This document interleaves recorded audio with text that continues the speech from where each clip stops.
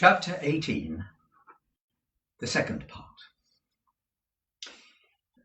We take up the story when the strange gentleman who made such an exhibition of Mr. Wopsle's incompetence, Joe and Pip, left the three Jolly Bargemen on their way home to the forge to transact the special unusual business that the strange gentleman had with Joe and Pip.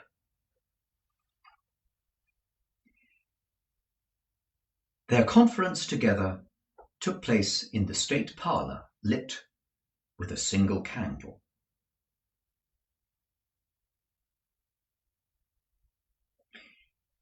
Our conference began with the strange gentleman's sitting down at the table, drawing the candle to him and looking over some entries in his pocketbook. He then put up the pocketbook and set the candle a little aside, after peering round into the darkness at Joe and me to ascertain which was which. "My name," he said, "is Jaggers, and I'm a lawyer in London. I'm pretty well known. I have unusual business to transact with you, and I commence by explaining that it is not of my originating. If my advice had been taken, I should not be here. It was not asked, and as you see, I am. What I have to do as the confidential agent of another, I do, no more, no less." Finding that he couldn't see us very well from where he sat, he got up and threw one leg over the back of a chair and leant upon it, thus having one foot on the seat of the chair and one on the floor. "Now, Joseph Gargery, I am the bearer of an offer to relieve you of this young fellow, your apprentice. You would not object to cancel his indentures at his request and for his good? You would not want anything for so doing?" "Lord forbid that I should ever want anything for not standing in Pip's way," said Joe, staring. "Lord forbidding is pious, but not to the purpose," said Mr. Jaggers. "The question is, would you want anything? Do you want anything?" "The answer is," returned Joe sternly, "no."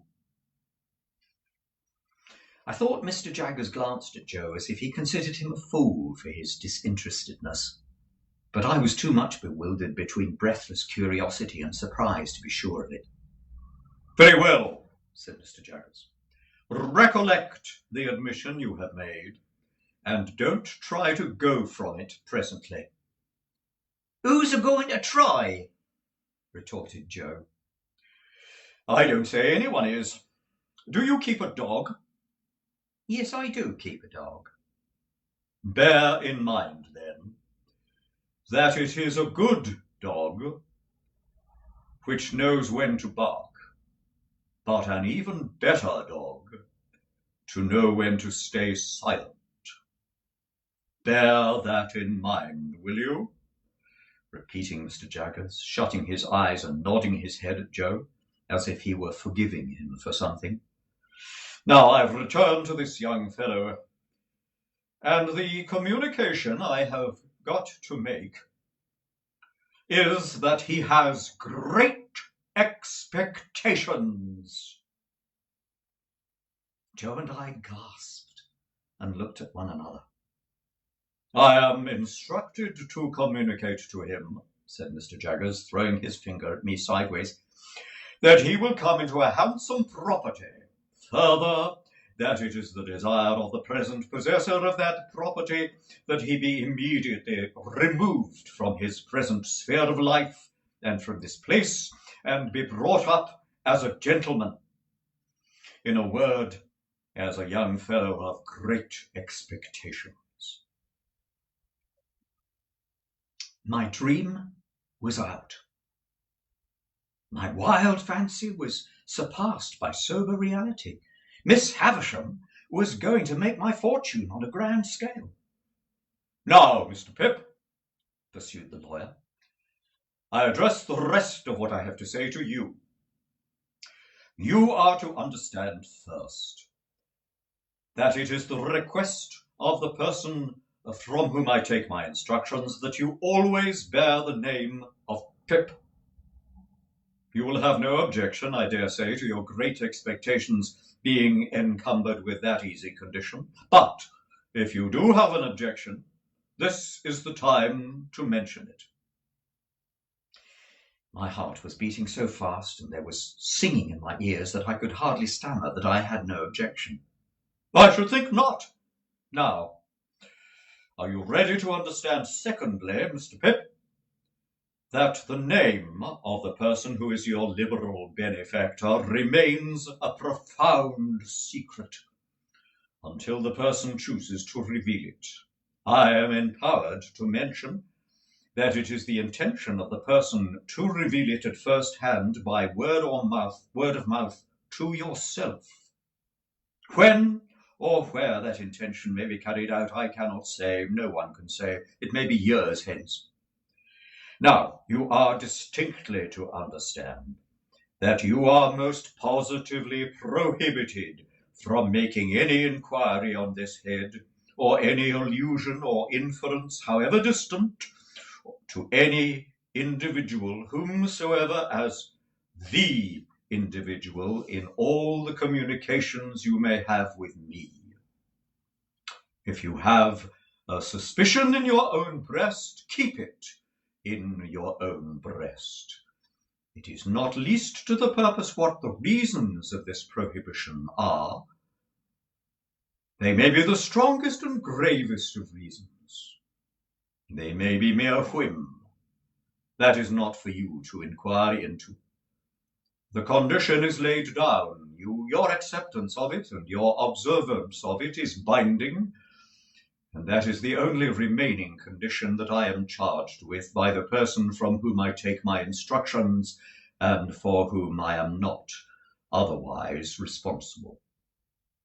That person is the person from whom you derive your expectations, and the secret is solely held by that person and by me. Again, not a very difficult condition with which to encumber such a rise in fortune, but if you have any objection to it, this is the time to mention it. Speak out. Once more I stammered with difficulty that I had no objection. I should think not.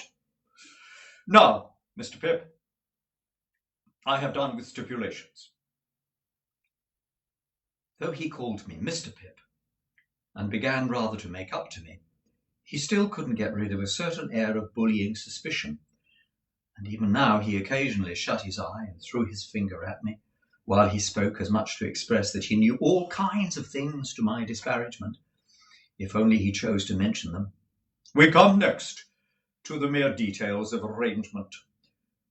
You must know that although I have used the term expectations more than once, you are not endowed with expectations only.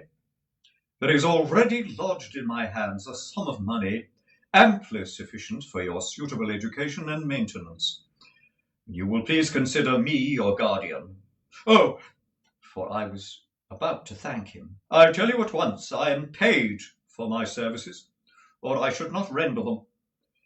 It is not considered that you must thank me at all, but you are to be better educated in accordance with your altered position, and that you will be alive to the importance and necessity of at once entering onto that advantage.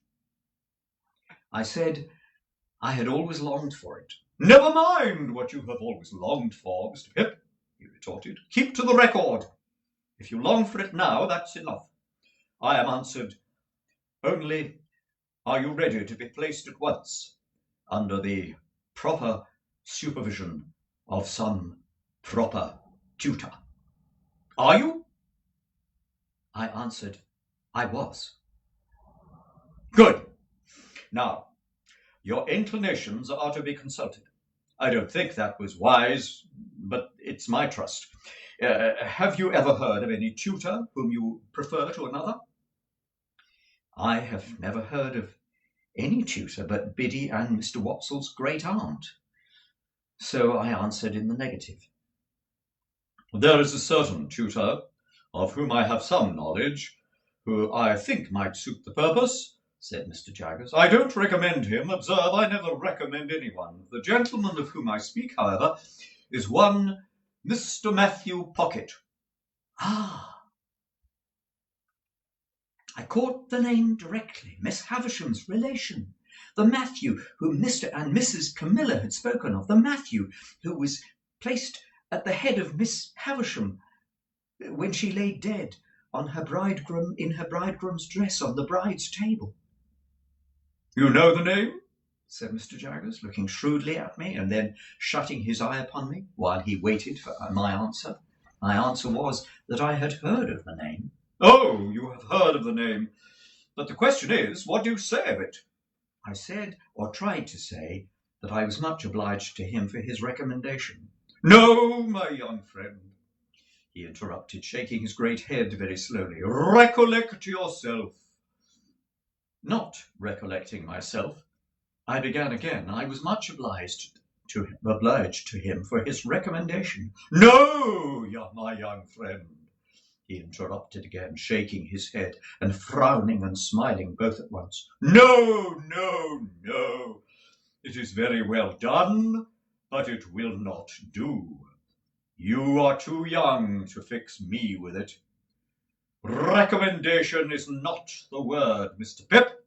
Try another. Correcting myself, I said I was much obliged to him for his mention of Mr. Matthew Pocket. That's more like it, cried Mr. Jaggers, and I added I would gladly try that gentleman. Oh, good. You had better try him in his own house. The way shall be prepared for you, and you can see his son first, who is in London. When will you come to London? I said, glancing at Joe, who stood on looking motionless, that I supposed I should come directly. First, said Mr. Jaggers, you should have some new clothes to come in, and they should not be working clothes. Say this day week, you'll want some money. Shall I leave you 20 guineas? He produced a long purse with the greatest coolness and counted out the 20 guineas on the table and pushed them over to me. This was the first time that he'd taken his leg from the chair. He sat astride of the chair when he pushed the money over and sat swinging his purse and eyeing Joe. Well, Joseph Gargery, you look dumbfounded. I am, said Joe in a very decided manner. It is to be understood that you wanted nothing for yourself, remember? It were understood, said Joe, and it are understood, and it ever will be similar accordin'. But what? Said Mr. Jaggers, swinging his purse. What is if it was within my instructions to make you a present as compensation? As compensation for what? Joe demanded. For the loss of this young man's services. Joe laid his hand upon my shoulder with the touch of a woman.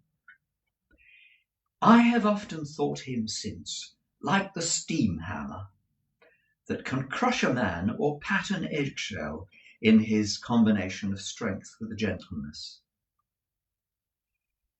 Pip is that hearty welcome, said Joe, to go free with his services to honour and fortune, and as no words can tell him. But if you think as money can make compensation to me for the loss of this little child who came to the forge, and ever the best of friends. Oh, dear Joe, dear good Joe, whom I was so ready to leave and so unthankful to. I see you again, with your muscular blacksmith's arm before you, and your broad chest heaving and your voice dying away. Oh, dear, good, faithful, tender Joe. I feel the loving tremble of your hand upon my arm, as solemnly this day as if it had been the rustle of an angel's wing. But I encouraged Joe at the time. I was lost in the mazes of my fortunes, and could not retrace the bypaths we had trodden together. I begged Joe to be comforted, for as he said, we were ever the best of friends, and I said we would ever be so. So Joe scooped out his eyes with his disengaged wrist, as if he were bent on gouging himself, but said not another word. Mr. Jaggers looked at this as one who had recognized in Joe the village idiot and in me his keeper. When it was over, he said, weighing in his hand the purse he had ceased to swing, "Now, Joseph Gargery, I warn you this once more. This is your last chance. No half measures with me. If you mean to take a present that I have in charge to make to you, speak out, and you shall have it. If, on the contrary, you mean to say—" Here, to his great amazement, he was stopped by Joe's suddenly working around to him with great demonstration of a fell pugilistic purpose. "Which I mean to say," cried Joe, "that if you come into my place bullying and badge-baiting me, come out. What I mean to say is that if you were such a man, come on. What I mean to say is what I mean to say, and stand or fall by." I drew Joe away, and he immediately became placable, meanly stating to me in an obliging manner, as a quite polite expostulatory notice to anyone whom it might to concern, that he weren't a-going to be bull-baited and badgered in his own place. Mr. Jaggers had risen when Joe demonstrated, and he backed near to the door. Without evincing any inclination to come in again, he began his valedictory remarks. They were as follows. "Well, Mr. Pip, I think the sooner you leave here, as you are to be a gentleman, the better. Let it stand for this day week, and you shall receive my printed address. In the meantime, you can take a hackney coach at the stagecoach office in London and come straight to me. Understand that I express no opinion one way or the other on the trust I undertake. I am paid for that undertaking, and I do so for no other reason. Now, understand that. Finally, understand that." He was throwing his finger at both of us, and I think he should have gone on doing so, but for his seeming to think that Joe was dangerous, so he left. Something came into my head which induced me to run after him, and as he was going down to the Jolly Bargeman, where he had left a hired carriage. "I beg your pardon, Mr. Jaggers." "Hullo," said he, facing round. "What's the matter?" I wish to be quite right, Mr. Jaggers, and to keep your directions, so I thought I had better ask. Would there be any objection to my taking leave of anyone I know, here or hereabouts, before I go away?" "No," said he, looking as if he hardly understood me. "I don't mean in the village only, but uptown." "No," he said, "no objection." He thanked me, and I ran home again. And there I found that Joe had suddenly locked the front door and vacated the state parlour, and was seated by the kitchen fire with a hand on each knee, gazing intently at the burning coals. I too sat down before the fire and gazed at the coals, and said nothing for a good long time. My sister was in her cushioned chair in the corner, and Biddy sat next to her needlework before the fire, and Joe sat next to Biddy, and I sat next to Joe in the corner opposite my sister. The more I looked into the glowing coals, the more incapable I became of looking at Joe. The longer the silence lasted, and the more unable I felt to speak. At length I got out, "Joe, have you told Biddy?" "No, Pip," retorted Joe, still looking at the fire and holding his knees tight, as if he had private information that they intended to make off somewhere. "Which I left to yourself, Pip." "I'd rather you told her, Joe." "Pip's a gentleman of fortune, then," said Joe, "and God bless him in it." Biddy dropped her work and looked at me. Joe held his knees and looked at me. I looked at them both.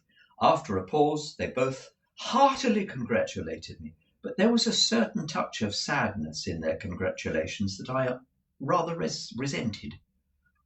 I took it upon myself to impress Biddy, and through Biddy, Joe, with the grave obligation I considered my friends under, to know nothing and say nothing about the maker of my fortune. It would all come out in good time, I observed, and in the meanwhile nothing was to be said, save that I had come into great expectations from a mysterious patron. Biddy nodded her head thoughtfully at the fire as she looked, and took up her work again, and said she would be very particular, and Joe, still detaining his knees, said, I shall be ever so particular, Pip." And then they congratulated me again, and went on to express so much wonder at the notion of me being a gentleman. But I didn't half like it. Infinite pains were then taken by Biddy to convey to my sister some idea of what had happened. To the best of my belief, those efforts entirely failed. She laughed and nodded her head a great many times, and even repeated after Biddy the words "Pip" and "property." But I doubt if they had any more meaning in them than an election cry, and I cannot suggest a darker picture to my state of mind. I never could have believed it without experience. But as Joe and Biddy became more at their cheerful ease again, I became more gloomy. Dissatisfied with my fortune, of course, I could not be, but it is possible that I may have been, quite without knowing it, dissatisfied with myself. Anyhow, I sat with my elbow on my knee and my face upon my hand, looking into the fire, as those two talked about my going away, and about how they should do without me, and all that. And whenever I caught one of them looking at me, though never so pleasantly, and often they looked at me, particularly Biddy, I felt offended, as if they were expressing some mistrust of me, though heaven knows they never did it by word or sign. At those times I would get up and look out at the door, for our kitchen door opened at once to the night, and stood open upon summer evenings to air the room. The very stars to which I then raised my eyes I am afraid to look, because I considered poor and humble stars for glittering on the rustic objects among which I had passed my life. "Saturday night," said I, when we sat down to supper. "5 more days, and then the day before the day. They'll soon go." "Yes, Pip," observed Joe, whose voice sounded hollow in his beer mug, "they'll soon go." Soon go," said Biddy. "I have been thinking, Joe, that when I go downtown on Monday and order my new clothes, I shall tell the tailor that I'll come and put them on there, or that I'll have them sent to Mr. Pumblechook's. It would be very disagreeable to be stared at by people here." "Mr. and Mrs. Hubble might like to see you in your new genteel figure, too," Joe said, industriously cutting his bread with his cheese in it in the palm of his left hand, and glancing at my untasted supper, as though he thought of the time when we used to compare slices. "So might Mr. Wopsle, And the Jolly Bargeman, they might take it as a compliment. That's just what I don't want, Joe. They would make such a business of it, such a coarse and common business, that I couldn't bear myself. Ah, that indeed, Pip, said Joe, if you couldn't bear yourself. Biddy asked me here, as she sat holding my sister's plate, have you thought about when you'll show yourself to Mr. Gargery and your sister and to me? You will show yourself to us, won't you? Biddy, I returned with some resentment, you're so exceedingly quick that it's difficult to keep up with you. She's always quick, said Joe. If you had waited another moment, Biddy, you would have heard me say that I shall bring my clothes here in a bundle one evening, most likely on the evening before I go. Biddy said no more. Handsomely forgiving her, I soon exchanged an affectionate good night with her and Joe and went to bed. When I got into my little room, I sat down and took a long look at it. As a mean little room that I should soon be parted from and raised above forever. It was furnished with fresh young remembrances too. And even at the same moment I fell into much the same confused division of mind between it and the better rooms to which I was going, as I had been, and often, between the Forge and Miss Havisham's, and Biddy and Estella. The sun had been shining brightly all day on the roof of my attic, and the room was warm. As I put the window open and stood looking out, I saw Joe come slowly forth at the dark door below, and take a turn or two in the air, and then I saw Biddy come and bring him a pipe and light it for him. He never smoked so late, and it seemed to hint to me that he wanted comforting for some reason or other. He stood presently at the door, immediately beneath me, smoking his pipe, and Biddy stood there too, quietly talking to him. And I knew that they talked of me, for I heard my name mentioned in an endearing tone by both of them more than once. I would not have listened for more, for I could have heard more. Even so, I drew away from the window and sat down in my one chair by the bedside, feeling it very sorrowful and strange that this first sight of my bright new fortunes should be the loneliest and hardest I had ever known.